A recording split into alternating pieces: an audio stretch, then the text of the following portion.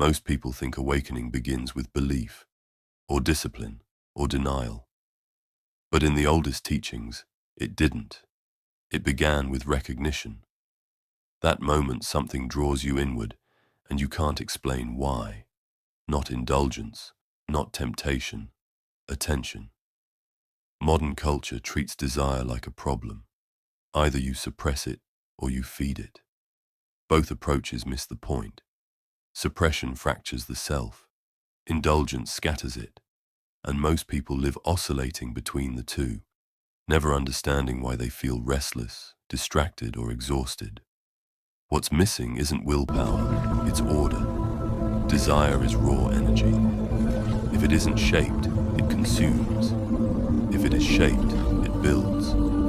In the hidden teachings of Christ, the work was never presented as information. It was presented as transformation.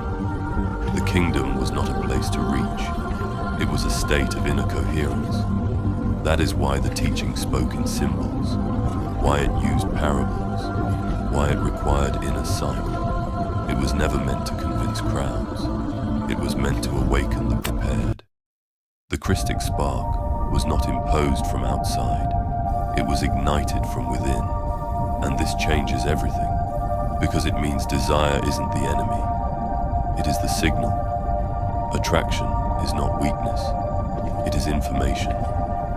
What draws you reveals what is dormant in you. What you do with that attention reveals who you are becoming. This is where most people turn back. Not when things get confusing, but when things get clear. Because clarity demands change. Ordering desire requires discipline, and discipline isn't aesthetic. It's practical. It shows up in how you speak, what you tolerate, what you refuse to do even when it would be easier. Unrefined desire consumes, refined desire constructs. This is why preparation came before knowledge, restraint before power, silence before illumination. The path was never denial, it was transmutation. You don't kill the fire, you contain it, you direct it, you turn it into work. And there's another piece that modern culture has forgotten. In the oldest initiatic traditions, the feminine was not an object. She was the gate. Beauty was not decoration. It was an invitation to attention. The feminine draws, the masculine orders, not as gender roles, but as forces within the human being. When beauty is separated from responsibility, it becomes illusion.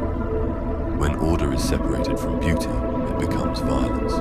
The work was always union. This is why awakening began with attraction and only later demanded restraint. If nothing in your life changes, the work stayed symbolic. The test is simple. Does your inner order survive the world? Does your clarity remain when pressure returns? Does your discipline hold when no one is watching? The teaching was never hidden to exclude. It was hidden to protect. Because light without preparation destroys what carries it. If this feels familiar, it's not because it's new. It's because you're ready. Project Null.